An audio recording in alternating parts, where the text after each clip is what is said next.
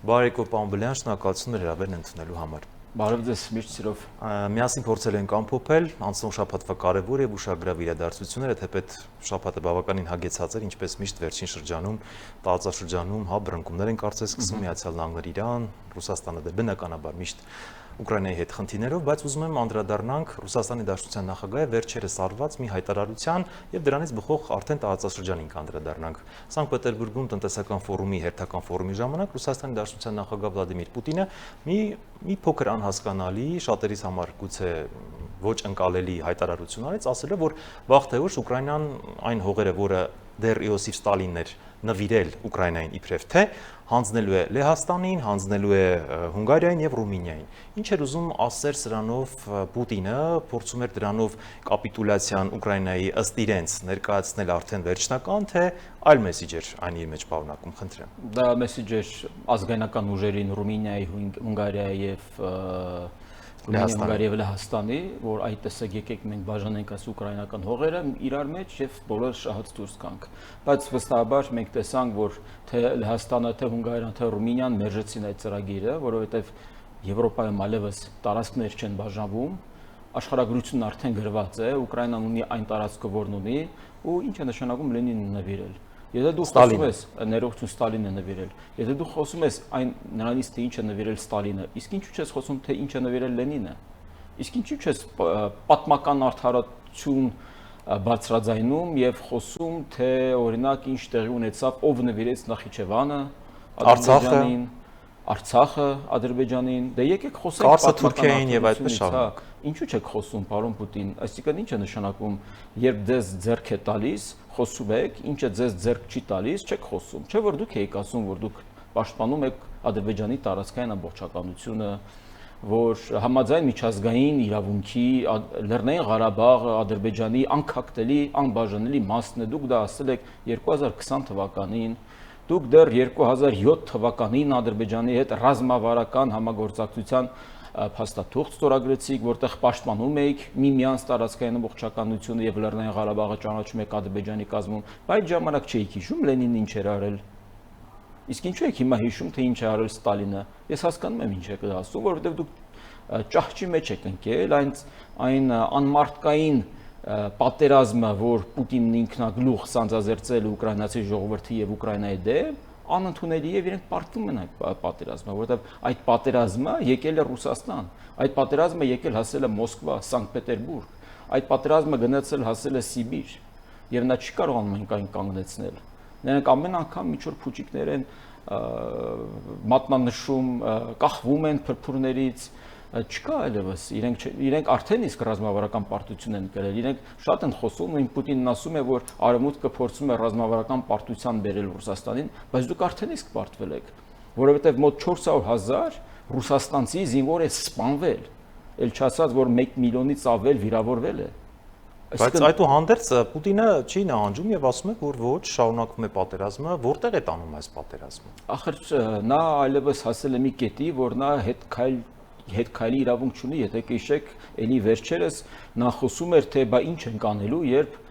այսպես կոչված SVO-ն հատուկ ռազմական օպերացիան կանգնի, քանի որ մենք արդեն այնքան ենք դրան ընտելացել, որ չենք պատկերացնում, թե ինչ ենք անելու դրանից հետո, ես բառացի ցիտում եմ Պուտինի խոսքերը։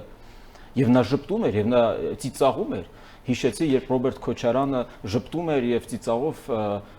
շփտում էին իրեր, ինչ-որ բան էին շփտում Վլադիմիր Պուտինի հետ, երբ նա դեռ վարչապետ էր, Վազգեն Սարգսյանի այդ սպանությունից հետո, այդ հուղարկավորության ժամանակ, այդ հոգեհանգստի ժամանակ։ Այսինքն ինչ են ասում այդ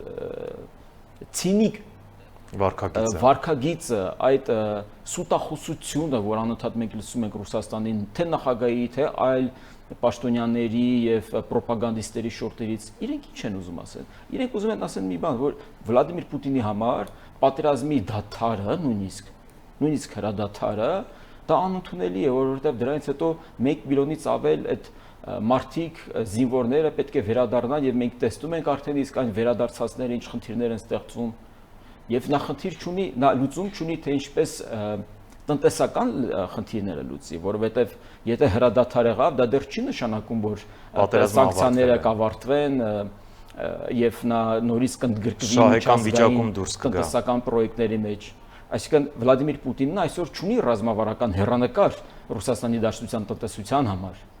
սոցիալական հարցերի խնդիրների լուծում ունի Վլադիմիր Պուտինը, ընդհանրապես իշխանությունը ունի, եւ իրենց համար այդ պատերազմի շարունակելիությունը անկախ նրանից, որ օրական գիտեք քանի հոգի մարդիկ են մահանում, սպանվում Ռուսաստանի զինվորների կողմից եւ նույնիսկ եթե արդեն քաղաքացիական ներողություն քաղաքացիական նշանակության օբյեկտներ են ոչնչացվում, ինչպես օրինակ Վալբերիզի այդ նրանց բավականին տնտեսական լուրջ բլոկներ, որը այո Իրեն չի հետաքրում դա, խնդիր չի։ Денег нет, но вы держитесь։ Հիշում եք Դմիտրի Մեդվեդևի այդ հայտնի հայտարարությունը։ Կրկին ցինիկ շատ։ Դե հիմա բենզին չկա, բայց դուք ձեզ սպահեք, ապրանք չկա, դուք ձեզ սպահեք։ Դե էդ է։ Տեսեք,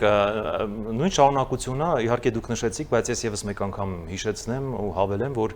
այսինքն Ռուսաստանի Դաշնությունը, նախկին կայսերական Ռուսաստանը բավականին շռայլ նվերներ է արել, հա, այսպես ասած բոլորին,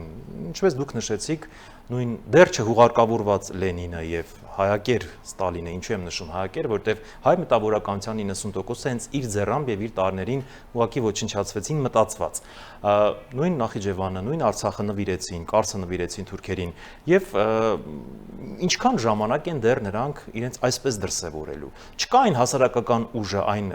զանգվածը, որ հասունացել է եւ պետք է ասի բավական է։ Ռուսաստանի ներսում։ Ես չգիտեմ, դժվարությամբ կպատասխանեմ այդ հարցին, համանդրտպասային շարժիչ ուժերը, ովքեր կարող էին գեներացնել նման զանգվածներ, սպանվել են, Բորիս Նեմցովն է սպանվել, Նավալնին է սպանվել, մնացածներն են սպանվել, բանտարկվում են, հեռացվում են։ Ես վերջերս օրինակ կարդում եմ Միխայել Կասյանովին, որը կարող էր այդպիսի ուժ ձևավորել, բայց նա էլի փախած է, նա Ռուսաստան չի կարող վերադառնալ։ Բայց ռուսաստանցիների մեծամասնությունը ցավոք իրենք ունեն այդ կայսերապաշտական այդ հիվանդագին մոտեցումը, որ Ռուսաստանը պետք է ունենա ցար, որ Ռուսաստանը թարապես ոչ երբեք եղել է ժողովրդավարական, ոչ էլ իրենք ձգտում են լինել ժողովրդավարական, իրենք ուզում են շարունակել ունենալ ցար, որը պետք է ընդլայնի տարածքներ, հողեր նվաճել, նա պետք է վերաբերել, հետո ասել, որ մենք նվիրեցինք, հիմա դուք դա չեք ունենա։ Բաժանիր, որ իր սկզբունքի համաձայն միջազգային խնդիրներ առաջացնի, միջէթնիկ խնդիրներ առաջացնի, հետո այդ կոնֆլիկտների վրա սնվելով նա կարողանա տիրել, ինչպես նա արեց Աբխազիայի, Օսիայի, Լեռնային Ղարաբաղի պարագայում, ինչպես նրանք ցանկանում էին Սյունիքում նման մի իրավիճակ ստեղծել, որովհետև երբ կարծես թե լուծվեց, հա, այսպես ասենք,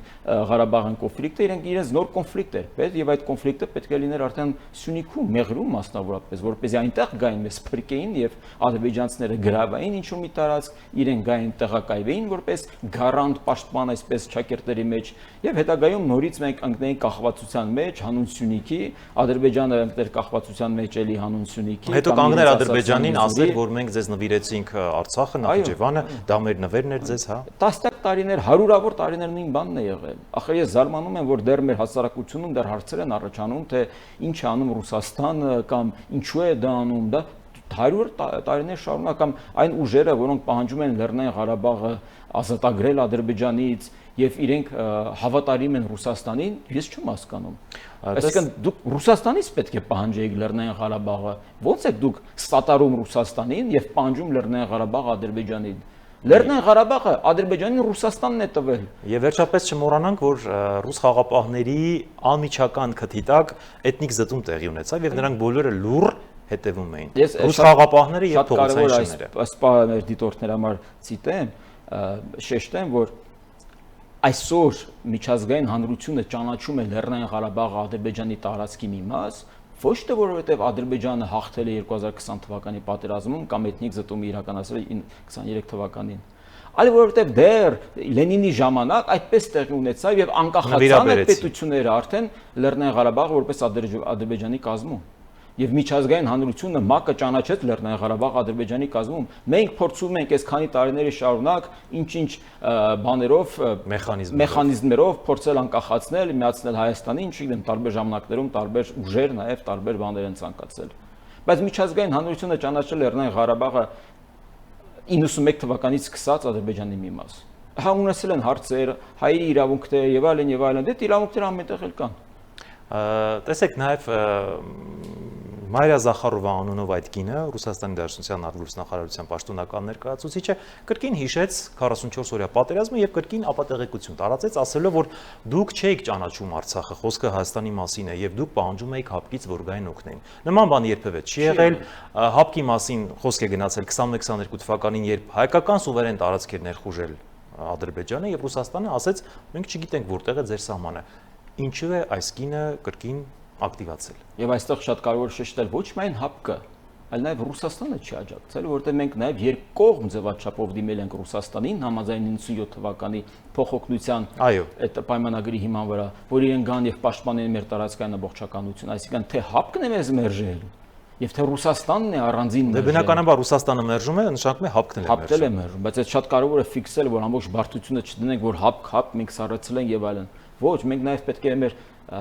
համագործակցությունը եւ 97 թվականի այդ պայմանագիրը չեղալ համարենք կամ սառեցնենք կամ չգիտեմ ինչ անենք, բայց չի գործել 97 թվականի համաձայնագիրը։ Այդ ռուսական ռազմաբազայի հարցը պետք է լուծենք։ Ես կարծում եմ մենք պետք է գումար գանձենք այդ ռազմաբազայի համար։ Ի վերջո ինչ է անում այդ ռազմաբազան այդտեղ։ Արդյոք այսօր կա մի գիտակից քաղաքացի, ով պատկերացնում է, որ Թուրքիան ուզում է գրավել Դիցուք Գյումրին եւ ռուսաստանցի այդ զինվորներն այնտեղ պաշտպանում են եւ թուրքերը վախենում են։ Իսեր Աստծո։ Չի կարող նման բան լինել։ Այսինքն չէ որ ռուսական ուղեկալները տեղակայված էին Ջերմուկուն եւ ադրբեջանցիները հարձակվեցին,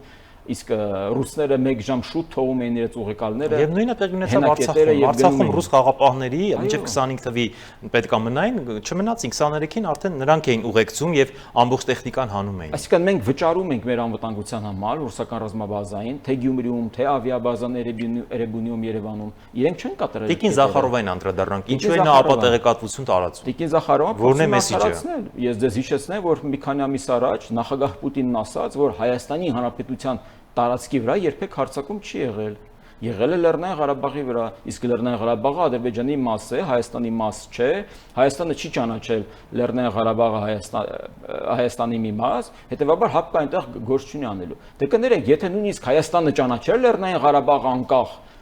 կամ Հայաստանի մի մաս, իսկ ով ասաց, որ ՀԱՊԿ-ը այդ ժամանակ պետք է գործեր։ ՀԱՊԿ-ի անդամ պետությունները նույնպես պետք է ճանաչեն, որ Լեռնային Ղարաբաղը Հայաստանի մի մաս է, որպեսզի գան եւ պաշտպանեն։ Հասկանում եք, այդ որ իրանք ամեն անգամ ասում են Լեռնային Ղարաբաղը չի ճանաչվել Հայաստանի կողմից, որ ճանաչել որպես անկախ, ենթադրենք ճանաչեցին որպես անկախ, ՀԱՊԿ-ի ձևաչափը որտեղ է այստեղ։ Էլի չի տարածվում Լեռնային Ղարաբաղի վրա, որտեղ Լեռնային Ղարաբաղը ենթադրենք անկախ է, ճանաչեցին, հետո հա չի մտնում ինքը ոչ Հայաստանի կազմի մեջ, ոչ ՀԱՊԿ-ի կազմի մեջ, ինչի պետք է ՀԱՊԿ-ը գար պաշտպանել Լեռնային Ղարաբաղը։ Այսինքն իրենք թե ստում են, թե իրենց սուտը, իրենց ստի մեջ երկրորդ սուտն են առաջ բերում։ Նույնիսկ եթե մենք մի պահ հասկանանք, որ իրենք ճիշտ են ասում, բայց իրենք հենց իրենց ճշտի մեջ երկրորդ սուտն են ասում, որ ՀԱՊԿ-ը ժամանակ կգա։ Եվ դա անում են բարձրաստիճան պաշտոնյաների, շուրթերից է հնչում։ ՀԱՊԿ-ը միայն կարող էր պաշտպանել Լեռնային Ղարաբաղը, եթե Հայաստանը ճանաչել Լեռնային Ղարաբաղը Հայաստանի մի մաս, Լեռնային Ղարաբաղի իշխանությունը ասել, այո, մենք ձեր մի մասն ենք։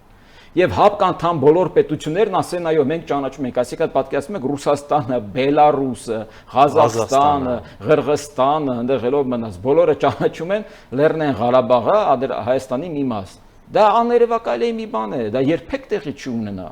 Իրենք նույնիսկ ՀԱՏՄ նիստը, եթե հիշում եք 16 թվականի քարոզիա պատերազմի ժամանակ հետաձգեցին Երևանից, որտեղ Նազարբաևն ասաց Ադրբեջանի եղբայրը նախագահը մեր եղբայրն է, մեր ընկերն է։ Այսինքն տնտեսական այդ նիստը, որ պետք է տեղի ունենա Երևանում, այո, տեղափոխեցին։ Այո, 16 թվականին քարոզիա պատերազմից հետո տեղափոխեցին Մոսկվա։ Եվ մերոնք խելոք գնացին Մոսկվա։ Պետք է բոյկոտեին հենց այն ժամանակ, ասել մենք չենք գալիս։ Այստեղ պետք է լիներ, այստեղ ենք անում։ Տեղափոխում եք, մենք չենք գալիս։ Նաև փորձենք ամփոփել, արդեն եթե այն ժամանակը սպառվում է, պարոն Բլեյան, նաև շատ ուշագրավ մի դեպք տեղի ունեցավ, որ Ուկրաինան հարվածեց նաև իրանական նավթերին եւ Իրանի արտգործնախարարությունից շատ կոշտ արձագանք հնչեցրեցին Զելենսկու հասեին։ Ինչ է կատարվում այս մասով, կցանկանայի ձեր մեկնաբանությունը լսել։ Ռուսաստանն է նույնպես ներքաշում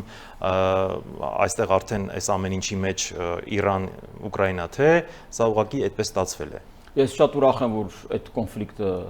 ոնց որ կանգ առավ, որովհետև շատ կարճ տևեց, մի քանի ժամ եւ ավարտվեց։ Շատ լուրջ էսկալացիայով ուկրաինական կողմը շատ լուրջ դիվանագիտական աշխատանք կատարեց եւ հասկացրեց, իդեպ բոլորին վերջերս մի տեսանյութ էին տարածել, կարծեմ 3 թե այսօր, որտեղ իբր թե ուկրաինացի զինվորները խոսում են, որ գալու են Իրանը մասնատեն, հարվածեն եւ այլն եւ այլն, եւ Ուկրաինայի արտաքին գործերի նախարարը անմիջապես կապտվեց իր գործընկերոջ հետ Իրանի հետ, ասաց, որ մենք կապ չունենք այդ տեսանյութի հետ, դա ֆեյք է, իրենք փորձում են մեզ իրար հետ պատերազմել, մենք ցանկություն չունենք երկրորդ ֆրոնտ բացվելու համար, եւ ես իհարկե հասկանում եմ։ Բայց միևնույն ժամանակ պետք է հիշենք, որ այդ շախեդները որ կան, որ Ռուսաստանը օգտագործում է, Իրանից են վերցել։ Հետևաբար, այսպես թե այնպես, Իրանը ունի իր մասնակցությունը այդ պատերազմում, որտեղ այդ շախեդը վաճառել է առաջինը Ռուսաստանին եւ Ռուսաստանն օգտագործում է այդ շահեդներն առ այսօր։ Բայց միևնույն ժամանակ Իրանը մեր հարևանն է, մեր կարևորագույն գործընկերներից մեկն է։ Շուտով կդառնանք ռազմավարական գործընկերներ, ես անապեր սպասում որ մենք գազային մեծ պայմանագրեր կնքենք իրար հետ, որպեսզի կախվածությունը նվազեցնենք Ռուսաստանից, որպեսզի ստիպված չլինենք միմիայն դիցուկ Ադրբեջանից գազ գնել, այլ կարողանանք Թուրքմենստան, Իրան, Ադրբեջան,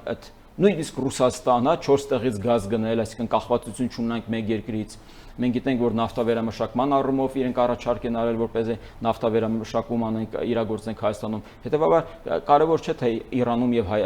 ներողություն Վրաստանում ինչպիսի իշխանություն կա, մեր սրտի իշխանությունն է թե ոչ։ Իրենք մեր կարևորագույն հարևաններն են եւ մենք պետք է կարևորագույն